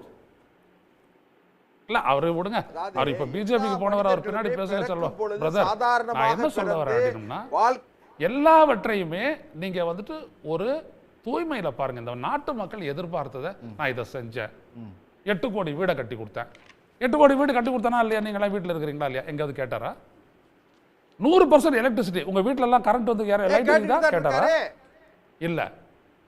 எல்லா வீட்டுக்கும் வந்துட்டு நான் கனெக்ஷன் கொடுத்துறேன், வாட்டர் கனெக்ஷன் கொடுத்தாருன்னு கேட்டாரா? கேட்கல. பாரத் மாதா கி ஜெய் கூவுங்க பாரத், இதை சொல்றவர் அதை கேட்டிருக்கணும்ல. இப்ப இங்க இருக்கிற ஸ்டாலின் கேட்டாரா இல்லையா? பதறாதீங்க, பேசுங்க, உங்களோட இடம் வரும்போது பேசுங்க. மக்கள் 2 பேரும் கேட்க போறாங்க, கவலைப்படாதீங்க. அதற்கான இதை கொடுப்பாங்க. நான் என்ன சொல்ல வரேன், தம்பி கொஞ்சம் பொறுமையா இருங்கய்யா. நான் என்ன சொல்ல வரேன், இவர் கேட்டார்ல 1000 ரூபா பெறீங்கல்லம்மா, உங்களுக்கு உதவுதா இல்லையா இப்படின்னு கேள்வி கேட்டார் இல்லையா? பரப்புரை முடிஞ்சு போச்சு. இவ்வளவுதான் ஒரு அரசியல்வாதி கிட்ட எதிர்பார்க்கிறது. அதுக்கப்புறம் அந்த அரசியல்வாதி ஊட்டிக்கு போறாரா பாறைக்கு போறாரா அப்படின்றது அது அவருடைய இஷ்டம். அதை பத்தி ஒன்றும் இல்லை. நான் என்ன கேட்குறேன்னா, இந்த ஏற்பாடெல்லாம் எதுக்கு செஞ்ச? இந்த ஜனநாயகத்தையும் மதிக்காத நீங்களா கடவுளை மதிக்க போறீங்க? இறைவனை மதிக்க போறீங்க? இறைவனுக்கு உங்களை அழிக்க போறீங்க? ஏமாத்தாதீங்க. நீங்க ஏமாத்துறதை பார்த்து ஏமாறக்கூடிய நிலையில இல்லை. நாளைக்கு மிச்சம் மீதி இருக்கக்கூடிய 57 அதே தான் நடக்க போகுது. இந்த நாட்டு மக்களை 10 ஆண்டு காலம் மதவாதத்தின் பெயரால் ஏமாற்றி விட்டு அவ்வளவு பட்ஜெட் போட்டு அவ்வளவு கடன்களையும் வாங்கி அனைத்தையும் கார்ப்பரேட் நலன்களுக்காகவே செலவிட்டு விட்டு இந்த நாட்டு மக்களை பற்றி சற்றும் கிஞ்சித்தும் யோசிக்காத ஒரு பிரதமர் மீண்டும் வந்துட்டு இந்த மக்கள் எனக்கு வாக்களிப்பாங்கன்னு எதிர்பார்த்து ஏமாந்து அவர் போயிட்டு அங்கே உட்காந்துக்கிட்டு கடைசி கட்டமாக திசை திருப்புறாரு. இவ்வளவுதான். இதை தாண்டி இந்த தியானம் அதெல்லாம் வந்துட்டு என்ன அப்படின்னோம்னா ரொம்ப ரொம்ப ரொம்ப ரொம்ப தப்பானது. இந்த நாடுல அந்த மாதிரி ஏமாற்றம்லாம் பண்ணுறதுக்கு, யோகா பண்ணுறது ஏமாத்துறது, உலகமே யோகா பற்றி பேசுறது, உலகமே மோடியை பாஸ்ன்னு சொல்கிறது, இதெல்லாம் கிடையாது. சாதாரண மக்கள் இங்கே இருந்தவங்க வேலை இழந்தவன் போகிறதுக்கு ட்ரெயின் ஏற்பாடு பண்ணி கொடுக்குற இங்கே இருக்கிற லோக்கல் கவர்மெண்ட்டு, அது எடப்பாடிதோ இல்லை ஸ்டாலினோ கொண்டு வந்துட்டு விமான நிலையம் ரயில்வே ஸ்டேஷனில் உட்கார வச்சு அவங்களுக்கு ட்ரெயின் அலாட் ஆகிற வரைக்கும் சோறு போட்டாங்களா இல்லையா? யாருக்கு ஓட்டு போடுவாங்க இந்த ஜனங்க? நான் கேட்குறேன் உங்களை, யாருக்காவது அவ்வளோ போறான்? நான் ஓபிசி தானே, அவன் விவசாயம்லாம் ஓபிசி தானே. இதில் பிற்படுத்தப்பட்டவனோட பிடுங்கி வேற ஒருத்தருக்கு கொடுக்கறத என் உயிர் இருக்கிற வரைக்கும் நான் விட மாட்டேன் அப்படின்னு சொல்லக்கூடிய மோடி அவங்களுடைய வாழ்க்கைக்கான ஆதாரமாக இருக்கக்கூடிய விளைச்சல்களுக்கு உரிய அந்த விலையை நிர்ணயிச்சு கொடுத்தாரா? சுட்டாரு. அவங்களுக்கு வந்துட்டு அப்படியே வருது பணம்னாரு. என்னென்னலாம் அவதூறு பேசுனீங்க, ஆனால் அவங்களை கடைசியில் ஓட்டு போட்டுருவாங்க. என்னையாவது ஏமாத்து. சரி, ஸோ எத்தனையோ ஏமாத்துறா, கடைசி ஏமாத்து இது. இப்போ நாளைக்கு உடனே 3:30 மணிக்கு முடிச்சுட்டு போறாரு. போயிட்டாங்க, என்ன எதிர்பார்த்து செய்ய போறாரு? அதான் இந்தியா கூட்டணி அவங்க உஷாராயிட்டாங்க. என்ன பண்றது? உஷாரா இருக்கணும். என்னென்னலாம் பண்ணாங்க. அதான் இவங்க வந்து எக்ஸிட் போல் நடத்துறாங்க இல்லையா? நாளைக்கு எல்லாரும் எக்ஸிட் போல் மோடி தான் அப்படின்னு அவர் தான் அப்படி சொல்ல போறாங்க இல்லையா? அதை தடுக்கிறதுக்காக ஆமா சிட்டிசன் கமிட்டி, அதான் சிட்டிசன் கமிட்டி ஒன்று போட்டு அவங்க உண்மையான எக்ஸிட் போல நாளைக்கு கொடுக்க போறாங்க. 2 எக்ஸிட் போல் உலகத்திலேயே இப்பதான். எல்லாரும் எச்சரிக்கையா இருங்க, உஷாரா இருக்க. அதாவதுங்க ஐயா, நீங்க களவு எத்தனை நாள் செல்லும்? அண்ணா சொல்லுவாரு, சிலரை சில காலம் ஏமாற்றலாம், எல்லோரையும் எல்லா காலத்திலும் ஏமாற்ற முடியாது. அவ்வளவுதான் மோடி அவர்களே. செல்வம் பேசிட்டு ஆனந்த் இவரு ஐயநாதன் குறிப்பிட்டது போல பிரதமர் செய்யறது அப்படின்னு மாற்றக்கூடிய முயற்சியா இல்ல செல்வமும் நம்ம ரமேஷ் சேதுராமன் குறிப்பிட்டது போல இது வந்து ஒரு முழுக்க இது ஒரு ஆன்மீகம், அவர் வந்து வயசாயிடுச்சு, ஒரு போய் அமைதியை விரும்புறாரு, ஒரு துறவரத்தை விரும்புறாரு, அதற்கான முயற்சி அப்படி எடுத்துக்கலாமா இல்ல இதுக்குள்ள வேற அரசியல் இருக்கா? ஃபஸ்ட்டு மோதி பாறைன்னு அவர் சொன்ன போது கொந்தளிச்சாங்க. இவங்கள்லாம் ஃபஸ்ட் எலெக்ஷன் இப்போ மறந்துட்டாங்க. சர்தார் பட்டேலில் முதல் எலெக்ஷன் போது என்ன சொன்னாங்க? சர்தார் பட்டேலில் மறந்துட்டாங்க, நான் செலவு வச்சேன்னு ஆரம்பித்தார். குஜராத்தில் காங்கிரஸ் காலத்துலேருந்து சர்தார் பட்டேல் கிரிக்கெட் ஸ்டேடியம்னு ஒன்று இருந்தது. அதை புதுப்பிச்சுட்டு பட்டேல் பேர் எடுத்துட்டார், நரேந்தர் மோடி ஸ்டேடியம்னு வச்சார். உலகத்தில் அங்கே தான் இந்தியா தோத்துருச்சு. அது வேற இல்லைல்ல. அந்த நரேந்திர மோடி ஸ்டேடியம்னு பார்த்தீங்கன்னா ஒரு பியூட்டி, உலகத்திலேயே 2 பேருக்கு தான் உயிரோடு இருக்கிறதே அவங்க பேரை ஸ்டேடியமில் வச்சுக்கிட்டாங்க. ஹிட்லர் கூட பண்ணல அது. ஒன்று சதாம் ஹுசேனு, ஒன்று இவர். அதுவும் யார் பேரை வச்சுக்கிட்டாரு? நான் கடவுள் பட்டேல், நான் ஒரு 3000 கோடி வச்சு செலவு வச்ச பட்டேல் பேரில் இருக்கிற ஸ்டேடியமை நரேந்திர மோடி ஸ்டேடியம்னு மாற்றிக்கிட்டாரு. ஒரு சைடு அம்பானி எண்டு, ஒரு சைடு அதானி எண்டு. நான் என் நண்பர்கள் ஹம்தோ ஹமாரேதோ,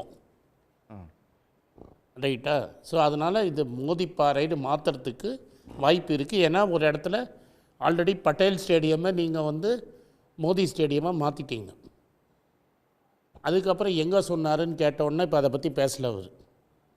இப்போ என்ன நடந்துகிட்ருக்குன்னா, நீங்கள் இப்போ நம்ம ரிசல்ட்டுங்கிறது 4ஆம் தேதி தெரிஞ்சிடும். ஆனால் இது வரைக்கும் எங்கே தெரியுது? கர்நாடகாவாக இருக்கட்டும், மகாராஷ்டிராவாக இருக்கட்டும், அவங்க கோட்டன் நம்பின உத்தரப்பிரதேசமாக இருக்கட்டும், ஹரியானாவில் இவங்க கவர்மெண்ட்டு மைனாரிட்டி. கவர்னர் வந்து ஃப்ளோர் ஆஃப் தி ஹவுஸில் வந்து ஆல்ரெடி அந்த ஜே தேவிலால் பேரன் கேட்டார், துஷ்யந்த் சௌத்தாலா, நீங்கள் வந்து நோ கான்ஃபிடன்ஸ் மோஷன் மூவ் பண்ணுங்கன்னு. நோ கான்ஃபிடன்ஸ் மோஷன் கவர்னர் வாய மூடிட்டு இருக்கிறார். இது ஜனநாயகம். அதாவது 6 பேர் வந்து இருக்கிறவங்க இண்டிபெண்ட் எம்எல்ஏஸ் வந்து காங்கிரஸுக்கு சப்போர்ட்டுன்னு சொல்லிட்டாங்க. ஒரு ஹவுஸில் இன்றைக்கி அவங்க மைனாரிட்டியில் இருக்காங்க. இந்த எலெக்ஷன் பரப்பில் அது தெரியல. பாமவர் விவேகானந்தா எல்லாம் பேசுகிறாரு, நியாயம் தர்மம் எல்லாம் பேசுகிறாரு. துஷ்யந்த் சௌத்தாலா ஆல்ரெடி கேட்டார், கவர்னருக்கு லெட்டர் எழுதிட்டார், அவர் மைனாரிட்டியில் இருக்கார், நான் அவருக்கு அகென்ஸ்டாக ஓட்டு போட போகிறேன், நீங்கள் வந்து எது நோ கான்ஃபிடன்ஸ் மோஷனுக்கு அசம்பிளியை கூட்டுங்கிறாரு. இவர் அசம்பிளியை கூட்ட முடியல. இன்றைக்கி யூடியூப் அது இந்த மாதிரி மீடியாவில் டிவி போட்டுற மீடியாவில் அதெல்லாம் காட்ட மாட்டாங்க. ஹரியானாவில் பல இடத்துல ஜாட் ஏரியாவில் பிஜேபிக்காரங்களால் உள்ளே போக முடியல. போலீஸ்காரங்க கவர்மெண்ட் அவங்களுக்கு போலீஸ்கார பாதுகாப்போடு தான் உள்ளே போயிட்டுருக்காங்க. அதை ஜாட்டு மேலே ஜாட்டுகளுக்கு அவ்வளோ கோவத்தில் இருக்குது. அப்படி வந்து அந்த மாதிரி ஜனநாயகத்தை படக்குள்ள ஒரு சைடில் பட்டிகிட்டு இருக்கும்போது இப்போது சண்டிகர் தனி சுப்ரீம் கோர்ட் ஐஏஎஸ் ஆஃபீஸரை வச்சு ஆப்புக்கும் காங்கிரஸுக்கும் போட்ட ஓட்டெல்லாம் சொல்கிறது 400க்குலாம் அப்போ வாய்ப்பே இல்லைன்றீங்க. அவரே அவங்களே இப்போ வந்தது. சரி, அவங்களோட ஆளுங்களே என்ன சொல்கிறாங்க, 400 இல்லை, தனி மெஜாரிட்டி. அப்புறம் இப்போ தனி மெஜாரிட்டியை விட்டுட்டு நாங்கள் தான் பெரிய கட்சி அப்படின்னு இறங்கிட்டாங்க. இப்போ 3 இன்சிடென்ட்ஸ் சார் சொன்னார். இப்போ ஒரு டெமோக்ரஸியில் என்ன ஆகும்னா, அமெரிக்காவாக இருக்கட்டும் எங்கேயா இருக்கட்டும், ஒரு ஆர்மி சீஃப் போகிறான்னா ஆட்டோமேட்டிக்காக அடுத்த ஆள் சீஃப் ஆகிடுவார். பிரசிடெண்ட்டோட ஐஏஎஸ் ஆள் ரிட்டையர் ஆனால் அடுத்த ஆள் வரப்போகிறாரு. அதுக்கும் எலெக்ஷனுக்கும் சம்மந்தமே கிடையாது. எதுக்கு 1 மந்த் எக்ஸ்டென்ஷன் கொடுத்துருக்கீங்க? இப்போ இவருக்கு அடியில் இருக்கிறவரும் 40-50 வருஷம் ஆர்மியில் பயிற்சி எடுத்து வந்தவர் தானே. எலெக்ஷன் அனௌன்ஸ் பண்ண அன்றைக்கி நேவல் சீஃபுக்கு 1 மந்த் எக்ஸ்டென்ஷன். ஏன்னா பிரவீன் சுவாமின்னு ஒரு பெரிய எக்ஸ்பர்ட் இருக்கார். ஒரு காலத்தில் மோதிக்கு சப்போர்ட்டாக எழுதிட்டு இருந்தவர். அவர் என்ன சொல்கிறாருன்னா, பாகிஸ்தானுக்கும் இந்தியாவுக்கும் என்ன வித்தியாசம்னா, வாஜ்பாயும் சேர்த்து சொல்கிறாரு, பாலிட்டிக்ஸில் ஆர்மியை யூஸ் பண்ணதே கிடையாதுன்னு. இப்போ இந்த விகே சிங்குன்னு இருந்த ஒரு பழைய சீஃபுக்கு சீட்டை கொடுத்து ஆர்மியும் பொலிட்டிசைஸ் பண்ணிட்டாருன்னு அவர் சொல்கிறாரு. ரமேஷ் சேத்ராமன் ஒரு காலத்தை ரொம்ப மதிச்சிட்டு இருந்த சுப்பிரமணியம் சுவாமி இன்றைக்கி மோதியை பற்றி என்ன சொல்கிறாருன்னு ரமேஷ் சேத்ராமன் சொன்னால் நான் கேட்குறேன். எய்தர் சுப்பிரமணியம் சுவாமி முட்டாளாக இருக்கணும், இல்லை மோதி தவறாக இருக்கணும். ரெண்டுமே சரியாக இருக்க முடியாது. அன்றைக்கி வந்து சுப்பிரமணியம் சுவாமி மாதிரி ஒரு இன்டலெக்ட் கிடையாதுன்னு பல டிவியில் விவாதம் பண்ணவர். இன்றைக்கி சுப்பிரமணியம் சுவாமி மோதி தான் இருக்கிறதுடைய மோசமான ஆளுன்னு சொல்லிகிட்டு இருக்காரு. அப்போது இவர் என்ன தெளிவுபடுத்தணும்னா, சுப்பிரமணியம் சுவாமி மோசமான ஆளாக, வயசாகிடுச்சு, மூட குழம்பி போயிடுச்சுன்னு சொல்கிறாரா சுப்பிரமணியம் சுவாமிக்கு? இல்லை மோதிக்கு இப்போ அவர் வாயாலே வெளில வந்துருச்சு, வயசாகிடுச்சு, துறவி ரிட்டையர் ஆகிறாரு. ரிட்டையர் ஆகிடுச்சுன்னா எங்களுக்கு ரொம்ப சந்தோஷம். இன்றைக்கே ரிட்டையர் ஆகி வீட்டுக்கு போயிடுங்களேன். ரிட்டையர் ஆகி வீட்டுக்கு போனார்னா பார்லிமெண்ட் 2 வருஷம் 2 டேர்ம் பிரைம் மினிஸ்டர் ஆனதுக்கு ஒரு பெரிய வீடு கொடுப்பாங்க, செக்யூரிட்டி கொடுப்பாங்க, பென்ஷன் கொடுப்பாங்க, ஆள் செக்ரட்டரி எல்லாம் கொடுப்பாங்க. நாங்கள் ஒன்றும் குறைக்க மாட்டோம். பழியே வாங்க மாட்டாங்க, யாருமே வாங்க மாட்டாங்க. நிதின் கட்கரி இன்னைக்கு ஆர்எஸ்எஸ்ல என்ன சொல்கிறாங்கன்னா, தேவேந்தர் ஃபட்னவிஸை தூண்டி விட்டு இந்த 400 மேட்ருக்குள்ள நான் போயிட்டு வந்துடுறேன். ரமேஷ் சேதுராமன் இவர் ஆனந்துக்கு பதில் வேணும். 400ல் இருந்து இப்போ வந்து பெரிய கட்சி அப்படின்னு சொல்ற அளவுக்கு வந்துட்டோம் அப்படிங்கிற அந்த லெவலுக்கு ஏன் குறைஞ்சிருச்சு பாஜக? சுப்பிரமணியம் சாமிக்கும் சேர்த்து சொல்ல, அதுக்கு சேர்த்து சொல்ல இன்னொன்று கேட்டார்ல. மொதல் விஷயம் சுப்பிரமணியம் சாமி நினைவுபடுத்துங்க. இல்லை சார் 400 இல்லைங்க, 400 இருங்க. ஏதானும் ஒரு டிபேட்டில் நான் 400 வரும்னு சொல்லியிருக்கேன். அவரே சொல்லல, உங்களை சொல்லல, அவரு உங்களை சொல்லல, நீங்க சொல்றேன்னு சொல்லவே இல்லை தம்பி. அப்புறம் மோடி சொன்னாரேன்னு கேட்குறேன். ரைட் சொல்கிறேன், இருங்க. அதாவது என்னன்னா, ஒரு நிமிஷம் சார், நீங்க கூட தான் சொல்றீங்க நாளை இந்த 40 நான் சொல்லவே இல்லையே. எங்கேயா சொல்லி நான் மாத்தி பேசினா எடுத்துக்கலாம். ஒரே நிமிஷம் நான் சொன்னேங்கிறத நான் பேசுறேன். மன்மோகன் சிங் கடவுள்னு அன்னைக்கும் சொல்றேன், இன்னைக்கும் மன்மோகன் சிங் கடவுளுங்கிறேன். நான் வந்து நேற்று சுப்பிரமணியம் சாமி நல்லவன், இன்னைக்கு சுப்பிரமணியம் சாமிக்கு ஒன்றும் தெரியாதுன்னு சொல்லலை. நான் அன்னைக்கும் சொன்னேன், மன்மோகன் சிங் 2014 உலகமே மன்மோகன் சிங் தவறும் போது மன்மோகன் சிங் கடவுள்னு சொன்னவன். இன்னைக்கும் மன்மோகன் சிங் கடவுள். நான் 10 வருஷம் கழிச்சு அதே இடத்துல நிக்கிறேன். சுப்பிரமணியம் சுவாமி நீங்க டிபேட் பண்றது, சுப்பிரமணியம் சுவாமி சொல்றதை பத்தி பதில் சொல்லுங்க. நான் மாத்தி பேச மாட்டேன். அதே மாதிரி மன்மோகன் சிங் மாத்தி பேசினா அதையும் நான் கேள்வி கேட்பேன். பிரதமர் 400 சொன்னாரு, இன்னைக்கு பிரதமரோட Right. இருக்கிறவங்களாம் 250ங்கிறாங்க. அதுக்கு பதில் சொல்லுங்க. எங்க ஒரு வாட்டியும் ஒரு நம்பர் தாங்க. நான் இப்படி தான் இந்தி கூட்டணிலையும் நம்ம சொல்லிக்கொண்டே போகலாம். நான் வரேன், ஆனால் உங்களுக்கு பதில் சொல்லாமல் நான் போகிறதுக்கு இல்லை. ஒரு நிமிஷம். முதல்ல ஃபர்ஸ்ட் இது திரு சுப்பிரமணிய சுவாமி அவர்கள் வந்து அவருடைய பாயிண்ட் ஆஃப் வியூலேருந்து அவருடைய இத்தனை வருட கால அரசியல் இதில் பொருளாதாரமாக ஒத்துக்கிறீங்களா? வெளியுறவுத்துறை சம்பந்தப்பட்ட விஷயங்களாக நீங்க சுப்பிரமணியம் சுவாமியோட அனுதாபியா இருந்தீங்களே, சுப்பிரமணியம் சுவாமி சொல்றது தவறா ரைட்டான்னு உங்களை கேட்கிறேன். ஒரு நிமிடம். இல்ல நீங்க சுத்தி வராதீங்க. சுப்பிரமணியம் சுவாமி சொல்றது ரைட்டா தப்பா? அது சுத்தி வரல சார். சார் ஒரு இல்ல சார், நான் பதில ஆன் சொல்றதுக்குள்ளே திரும்ப நீங்க கேள்வி சொல்லக்கூடாதுன்னு ஆசைப்படுறீங்களோன்னு எனக்கு தோணுது. இல்ல அப்ப ரமேஷ் பதில் சொல்லாம போயிட்டாரு அப்படின்னு ஒரு பிம்பத்தை கிரியேட் பண்ணணும்னு ஆசைப்படுறீங்க. வெயிட் பண்ணுங்க, சொல்றேன், தெளிவுபடுத்துறேன்னு சொல்லிட்டேன். உங்களுக்கு ஒரு 2 நிமிஷம் உங்களுக்கு வந்து அந்த பொறுமை இருந்ததுன்னா நான் தெளிவுபடுத்துறேன். யாராக இருந்தாலும் கடந்த காலங்களில் இதே பாஜக இதில் இவங்க ரீசெண்ட் லாஸ்ட் 10 இயர்ஸில் இது சுப்பிரமணிய சுவாமி அவர்களாக இருக்கட்டும் 2014 அதை தொடர்ந்து வந்து சுமித்ரா மகாஜன் போன்ற எல்லா மூத்த தலைவர்களுக்கும் இவங்க ஓய்வு கொடுத்ததுக்கான காரணம் இவங்க வந்து 70 தாண்டி விட்டாங்க அப்படிங்கிறது தான். அதே ஸ்டாண்டர்டு மோடிக்கும் அப்ளிகபிள். அதனால தான் நான் சொல்கிறேன், ஒருவேளை மோடி வந்து பாவம் ரொம்ப உழைச்சிட்டார் நாட்டுக்கு, அவர் ரிட்டையர் ஆகணும் அப்படிங்கிறது. ஸோ அதனால் சுவாமி சொல்கிற ஸ்டாண்டுக்கும் எதுக்கும் ஒன்றும் பெரிய விஷயம் கிடையாது. ஆனால் 2 வருஷம் பிஎம்ஆ இருந்திருக்காருங்கும் போது அவருக்கான மரியாதை நம்ம கொடுக்கணும் அப்படிங்கிற நோக்கில் நான் வந்து இதை சொல்கிறேன். ஒன்று. அடுத்து 3வது விஷயம் வந்து ஆனால் இன்னைக்கு பரப்புரையை மேற்கொள்வது எப்படி மேற்கொள்ளப்படுகிறது பாஜக தரப்புலன்னா, இது மோடிங்கிற பிம்பத்தில் 2 வருஷம் ஆட்சி, ஸோ அதையெல்லாம் வச்சு தான் அவங்க காட்டணும் அப்படிங்கிறதுனால இந்த பிம்பம் ப்ரொஜெக்ட் பண்ணப்படுகிறது. அதனால் எங்கேயுமே வந்து பாஜக அப்படின்னு எடுத்தீங்கன்னாலும் சரி, அதே மாதிரி ஆர்எஸ்எஸ் உடனே வந்து நம்ம ஆர்எஸ்எஸ் எழுப்போம், ஆர்எஸ்எஸ்ன்னு சொல்லுது தனி மனித துதி அப்படிங்கிறதுல வந்து எந்த காலத்துலையும் அவங்களுக்கு வந்து உடன்பாடு கிடையாது அப்படிங்கிறது பாயிண்ட் நம்பர் 1.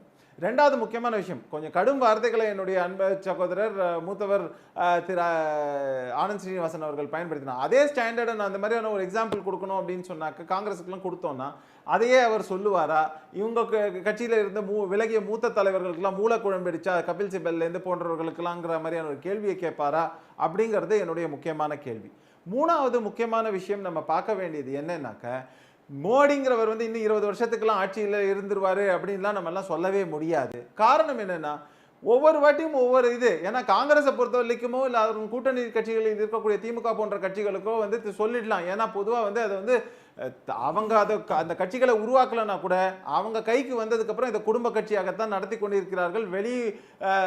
அந்த குடும்பங்களை தவிர வெளியே இருக்கக்கூடிய இவங்களுக்கு எந்தவித உரிமையும் கிடையாதுங்கிறது. இன்னும் ஒரு படி மேலே போய் சொல்ல போனோம்னு சொன்னால், ராகுல் காந்தியாக இருக்கட்டும், அதே தலைமுறையைச் சேர்ந்த வருண் காந்தியாக இருக்கட்டும், ஒருவேளை அவங்க இதில் இருந்திருந்தாங்கன்னா கூட அந்த வருண் காந்திக்கெல்லாம் வந்து அவங்களோட பொலிட்டிக்கல் கரியருங்கிறதெல்லாம் வந்து ஆரம்பம் தொட்டே இல்லாமல் தான் பண்ணியிருப்பாங்க அப்படிங்கிறது தான் ரியாலிட்டி.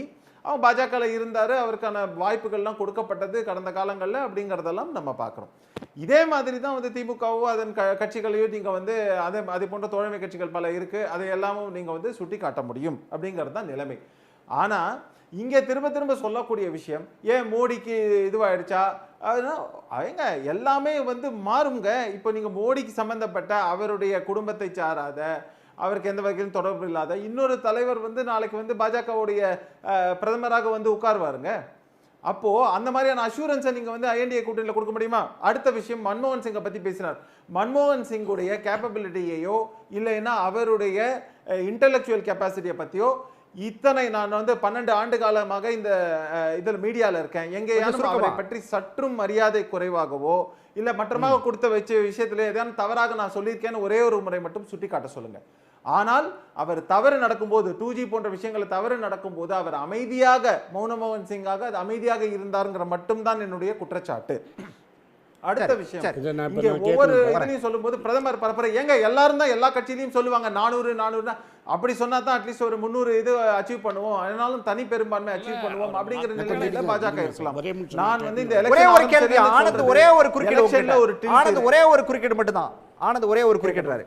2 வந்து மன்மோகன் சிங் தவறு பண்ணலை, தவறு பண்ணது போது இவர் சும்மா இருந்தாலும் இவர் சொல்றாரு. மணிப்பூரை பற்றி சும்மா உட்கார்ந்துட்டு இருக்க பிரதமரை தப்புன்னு இவர் சொல்லுவார். அப்போ மன்மோகன் சிங்னு சொன்னபோது சார் பிரதமர் அப்ப சொல்லியிருக்கேன். மணிப்பூர்ல இல்ல, இல்ல, பண்ணது திரு தப்புன்னு ஆனந்த் சொல்ல சீனிவாசன் சொன்னீங்க. அவர்கள் கவனிக்க அதே மாதிரி தவறிவிட்டார். நான் சுப்பிரமணியன் day சுவாமி one ல இருந்து நான் சொல்றது சொல்லியிருக்கேங்கிறதையும் நீங்க மறுக்க முடியாது. சுத்தி வந்து என்னுடைய பேசுறதை இரட்டை விட்டுட்டு நிலைப்பாடு கொஞ்சம் இந்த 12 சுத்தி வருஷத்துலயும் வந்துட்டு இருக்கட்டும், அதுக்கு பேசும்போது முன்னாடி இருக்கட்டும், என் மணிப்பூர்ல நிலைப்பாடு இரட்டை மணிப்பூர்ல நிலைப்பாடாக நடந்தது தப்புன்னு என்னைக்கும் சொல்ல இருந்தது சொல்லுங்க. கிடையாது. அதே மாதிரி அப்ப சைனா உங்களோட மணிப்பூர்ல ஸ்டேட்மெண்ட் வாபஸ் தூக்கிட்டாங்க வாங்கிக்கிறீங்களா? இந்தியாவை. சரி. அதை உங்களோட பத்தி ஸ்டேட்மெண்ட் வரலாற்று வாபஸ் பிரதமரை பத்தி வாங்கிக்கிறீங்களா? பேச மாட்டேங்கிறாரு. நான் மன்மோகன் பகிரங்கமாக பத்தி சொல்லியிருக்கேன். பேசுறவரு இதே ஏன் சைனா மேடைகள்ல மேட்டர்ல வாயை சொல்லியிருக்கேன். திறக்கல? அப்போ ஆனந்த் சீனிவாசன் அவருடைய முடிச்சிருக்கோம், கருத்தை முடிச்சிருக்கோம், திரும்ப பெறுவாரா? முடிச்சிருக்கோம். எல்லாம் ஒரே நேரத்துல பேசினா கேட்காது. சம்பந்தமில்லாம் பேசாதீங்க. இல்ல, ஆனந்த் சீனிவாசன் அவர்கள் அவருடைய கருத்தை திரும்ப பெறுவாரா? ஏன்னா மணிப்பூர் விவகாரமாக இருக்கட்டும், மற்ற விஷயங்களாக இருக்கட்டும், எனக்கு இன்னைக்கு இல்ல 12 ஆண்டுகள் நீங்க எல்லாம் எடுத்து பார்த்துக்கலாம், எனக்கு இரட்டை நிலைப்பாடு இருந்தது கிடையாது. அப்ப மணிப்பூர் பிரதமர் தப்புன்னு விவகாரத்திலே ஒத்துக்கிறீங்க. நான் தெளிவா சொல்லியிருக்கேன். இல்ல, நிச்சயமாக மோடி இதை தப்புன்னு பற்றி ஒத்துக்கிறீங்க. பேசியிருக்க வேண்டும்னு நான் வந்து அப்ப ரமேஷ் என் கருத்தை சேத்ராமன் எல்லா ஒத்துக்கிறாரு, மோடி விவாதத்திலும் பண்ணது தப்பான தெளிவுபடுத்தியிருக்கேன். மணிப்பூர்லயும் சைனா மேட்டர்லயும் தப்பு பண்ணதா ஒத்துக்கிறீங்க. நான் எங்கேயுமே அது ஆதரிக்கிறதே கிடையாது. நீங்க அந்த மாதிரி தப்பு நடக்கும்போது காங்கிரஸ் தரப்புக்கு ஏன் நீங்க வந்து அந்த மாதிரி நாங்க தப்பு பேசுறதில்ல? நடக்கலையே, நீங்க தான் அப்ப 10 ஏன் வருஷம் நீங்க ஆட்சியில இரட்டை நிலைப்பாடு இருக்கீங்க. எடுக்கிறீங்க? கோர்ட்ல அடுத்தவங்களுக்கு போட்டு இரட்டை தூக்கி நிலைப்பாடு உள்ள வைங்க இருக்கக்கூடாதுன்னு மன்மோகன் கேட்கிறவங்க, கேள்வி உங்கள்ட்ட கேட்கப்படுறவங்க, ஆதாரம் இருந்தா சரி. ஒவ்வொரு விவகாரத்தையும் ஆதாரம் இருந்தா நீங்க வந்து மன்மோகன் பூசி சிங்கை கொடுக்கிற தூக்கி உள்ள மாதிரி வைங்க. ஏன் நான் ஏன் பேசுறீங்க? ஆதரவு ஒத்துக்கணும்? கொடுக்கிற மாதிரி சார், பேசுறீங்கங்கிற ஒரு 10 கேள்வி வருஷம் இருக்கா நீங்க இல்லையா? தான் சார் ஆட்சி பண்ணீங்க. கோர்ட்ல கேஸ நடத்துங்க, அதுதான் சொல்றேன். மன்மோகன் சிங்கை தூக்கி ஜெயில போடுங்க. அதாவது எதிராளிகள் சார், நேர்மையாக 10 நியாயமாக ஒரு நடந்து மினிஸ்டர் கொள்ளணும். உங்களால ஆனா கன்விக்ட் நான் பண்ண நடந்து முடியல. கொள்ள மாட்டேன்னு சார், சொல்றது எந்த வகையில காங்கிரஸ்ல நியாயங்கிற ஒரு கேள்வி இருக்கு 10 இல்லையா? வருஷம் ஆட்சியில ஒரு காங்கிரஸ் மினிஸ்டர் மேல உங்களால கேஸே போட முடியல. ஒரு காங்கிரஸ் மினிஸ்டர் உங்களால கன்விக்ட் பண்ண முடியல. சரி சரி, நேரம் குறைவா இருக்கு, நேரம் குறைவா அதையும் இருக்கு. சேர்த்து காரிஸ்வரர் குறுக்கிட்டாரு, காரிஸ்வரர் ரொம்ப நேரமா குறுக்கிட்டாரு. இருக்கிறதையும் நான் சொல்லுவேன். யூகத் சார் வர வர பேசாதீங்க. ரமேஷ் வர காரிஸ்வரர் ரொம்ப நேரமா குறுக்கிட்டாரு. காரை ஏன் 400ல இருந்து அப்படி இறங்கி வந்துட்டே இருக்குது பாஜக? இருக்காங்க. நீங்க பிரதம மந்திரின்னு சொல்லக்கூடிய ஒரு அவருடைய கேண்டிடேட் பரப்புரையில இன்னைக்கு வந்து நேஷனல் நான் ஹெரால்ட் கேஸ் ரமேஷ் வந்துடுறேன், நேரம் குறைவா இருக்குது, வந்துடுறேன். ரமேஷ் வரேன். வெளிப்பாடுதான். ஒவ்வொரு கட்ட தேர்தலிலும் அவருடைய நிலைப்பாட்டை மாற்றுகிற பொழுதே அவங்களுக்கு பயம் வந்துருச்சு. அதனால தான் அந்த நிலைப்பாடு மாற்றம் என்பதும் 400 எல்லாம் இல்லை 200க்கு கீழ் தான் வருவாங்கள் என்ற இன்றைக்கு வந்து கொண்டிருக்கிற செய்தி தான் நம்ம பேச முடியும். இறுதியான கருத்தாக நம்ம பேச முடியாது. இதில் முக்கியமாக வந்து Ramesh Sethuraman same side goal அடிச்சிருக்காருன்னு நினைக்கிறேன். அவருக்கு வயசாயிடுச்சு, அதனால் ஒரு வேளை பிரதமர் பதவியின் மீது பற்றற்று தியானத்துக்கு போயிருக்காருங்கிற மாதிரியான ஒரு தோணியில் அவர் சொன்னார். விவேகானந்தர் தியானத்தை பற்றி போதித்ததும் அவர் தியானம் இருந்த வயசும் வயசான காலத்தில் இல்லை, மிகவும் இளைஞராக இருந்த காலத்திலே அவர் அமர்ந்து 3 நாட்கள் தியானம் செய்த இடம் என்பதை அவருக்கு நான் நினைவுபடுத்த விரும்புகிறேன்.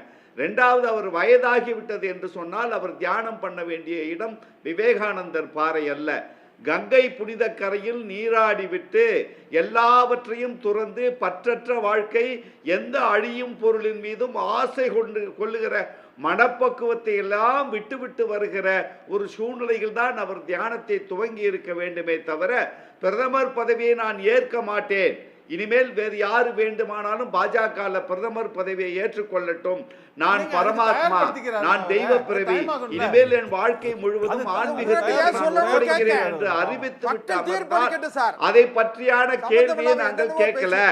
2வது, பொதுவாகவே இந்த ராமேஸ்வரத்திற்கும் காசிக்கும் அவர்கள் வயதாகிவிட்டது என்று சொன்னாலும் அது நான் சொல்றது தவறா போயிடுங்கிறது அந்த பாயிண்ட் சொல்ல. 2வது முக்கியமானது, விவாதத்திற்கு ராகுல் காந்தி அழைத்ததை நான் எதுக்கு அழைக்கணும், ஏன் பேசணும்னு ஏளனம் பேசினாங்க. யாரை பார்த்து இவர்கள் பப்பு என்று சொன்னார்களோ, உலகத்தில் இருக்கிற தலை சிறந்த 2 பல்கலைக்கழகங்களில் 2 பட்டங்களை பெற்ற ராகுல் காந்தியை பார்த்து பப்பு என்றவர்கள் இப்ப அமித்ஷாவும் மோடியும் இந்த பிரச்சார களத்தில் இளவரசர் என்று அதை மடைமாற்றி சொல்லுகிற சூழ்நிலைக்கு இந்த அரசியல் களம் அவர்களை மாற்றியது என்பதும்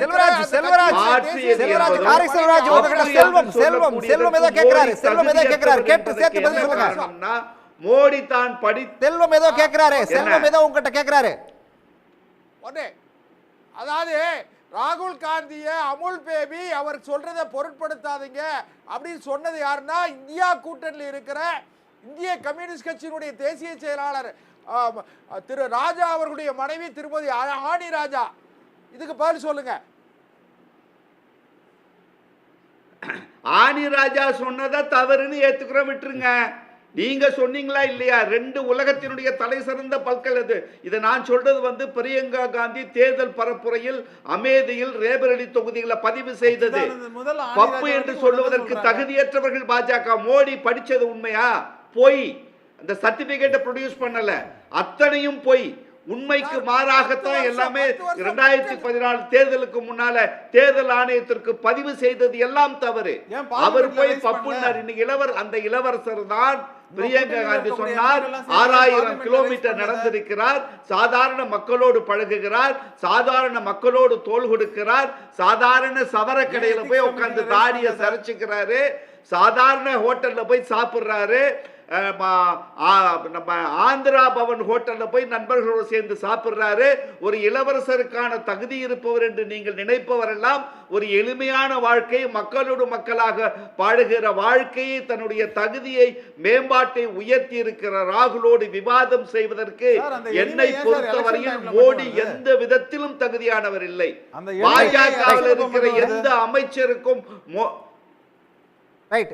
நேர குறை வருது. ஐயநாதன், இந்த கடைசி கட்ட தேர்தலுக்கு இந்த தியானம் அப்படிங்கிறத கை கொடுக்குமா? எதுவுமே கை கொடுக்காதுன்னு அவருக்கே தெரியும். என்னைக்கு இந்த 1வது கட்ட தேர்தலில் வந்துட்டு என்ன நடந்தது அப்படின்றத அவங்க உணர்ந்தாங்களோ அன்னையிலேருந்து இவர் பாதை மாறினார்ல, அன்னையிலேருந்து இன்ன வரைக்கும் இவர் எதிர்பார்த்த மாதிரி மக்கள் வெடிக்கலை, மோதிக்கலை, முட்டிக்கலை, சண்டை போடலை, தமிழம் கோச்சிக்கலை. தமிழம் எவ்வளோ தூரம் சொன்னாங்க, சாவி தமிழ்நாட்டில் இருக்குன்னாரு, தமிழை ஒரிசால முதல்வர் ஆகக்கூடாதுன்னு சொன்னார். அது சொல்கிறவங்க குஜராத்தி, இதெல்லாம் வந்துட்டு போயிட்டு ஒரிசால சொல்கிறாங்க. இப்படியெல்லாம் சொன்னதுக்கப்புறம் தமிழை ஒன்றும் கோச்சிக்கல. இதோ வந்தாங்களே 2 பேரும், வந்தபோது ஏதாவது பண்ணா சாவி காணாம போன ஊருக்கு தானே திரும்ப வந்திருக்காங்க. ஆமா, கண்டுபிடிக்க வந்திருப்பாரு. தியானத்துல இருந்துட்டு அப்படியே பாப்பாரு. அந்த தியானத்துல அந்த ஒளியில வந்துட்டு அவர் கண்டுபிடிப்பாரு. சும்மாங்க ஏமாத்துறதுக்கு வந்துட்டு வேற இடம் கிடைக்கலையா, வேற எதை வேணாலும் எல்லாத்தையும் பண்ணிவிட்டாரு. லெஃப்ட் வித்து என்ன இருக்குது அப்படின்னு பாக்குறாரு. பார்த்தா ஆன்மீகம்னு ஒண்ணு இருக்குது, அதுக்காக இவர் இங்க வராரு. சுவாமி விவேகானந்தரை பத்தி தெரிஞ்சவங்களுக்கு தெரியும் அதெல்லாம் எவ்வளவு பெரிய அவதூறு இவர் இங்க வர்றதே அப்படின்றதே தெரியும். நான் அதை தான் சொல்றேன். மனிதர்களுக்குள் வேறுபாடை பார்க்கக்கூட இவங்கெல்லாம் யார் அப்படின்னோம்னா வள்ளலாரை பார்த்து இவங்கெல்லாம் வந்துட்டு சனாதனி அப்படின்னு சொல்கிறவங்க. நம்மளை என்ன சொல்கிறது, இதை விட என்ன சொல்கிறது? நம்ம எல்லா விதமான இதையும் தொட்டு கடந்து உள்ளே செல் உன்னுள் இருக்கக்கூடிய அந்த ஒளிதாண்ட அருட்பெரும் ஜோதி அதோட ஐக்கியமாகி எல்லாத்தையும் செய்யணும்னு சொல்கிறவரை பார்த்து இவன் முஸ்லீமு, இவன் புள்ள பெற்றுக்கிறவன், இவன் இன்ஃபில்ட்ரேட்டரு இப்படின்னு பேசக்கூடிய இவர்களுக்கு ஆன்மீகத்தை பற்றிய தகுதி ஏதாவது இருக்கா? மக்கள் ஏமாறுவாங்க. இப்ப இந்த தேர்தல்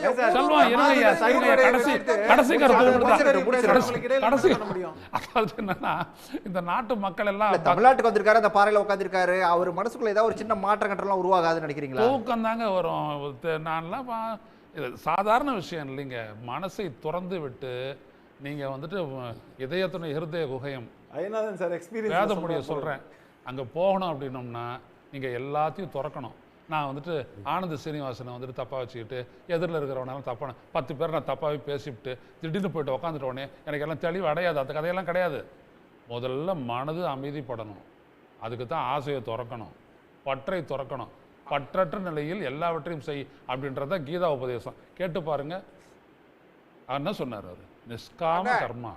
இவர் அப்படியேப்பட்ட ஒரு புள்ளி வேணும். அவரு எட்டனா கொடுக்க வசதி இல்லாத நீந்தி போயிட்டு பாறையில் உட்காந்து விவேகானந்தர். இவர் சாப்பாட்டுக்கு வந்துட்டு சவுத் கொரியா இல்ல வேணாம் தம்பி, நீ இன்னைக்கு வந்தா அரசியலுக்கு விடு, பிஜேபி அரசியலுக்கு. நான் என்ன சொல்ல வர அப்படின்னோம்னா, இவர் எங்க இருந்து காளானை இறக்குமதி சாப்பிடுறாரு. இந்த நாட்டு மக்களுக்கு 82 கோடி பேருக்கு நீ ரேஷன் கொடுத்தாதான் சாப்பாடுன்ற ஒரு நாட்டினுடைய பிரதமர், ஏழை தாயினுடைய பிரதமர் மகன் இவர் எப்படி வாழறாருன்றது போடுற கூலிங் கிளாஸு, ஷூவு, கூட்டு, சோட்டு என்னது இதெல்லாம்? எங்கேயாவது ஒரு இடத்துல நீங்க வந்துட்டு பேசுறதுக்கு இதெல்லாம் பாத்தீங்கன்னா இந்திய மக்கள் பக்திமான்கள் சாமி கும்பிடுவாங்க, ஸ்ரீராம் அப்படின்னு சொல்லுவாங்க, கிருஷ்ணா அப்படின்னு சொல்லுவாங்க. மதம் கிடையாது.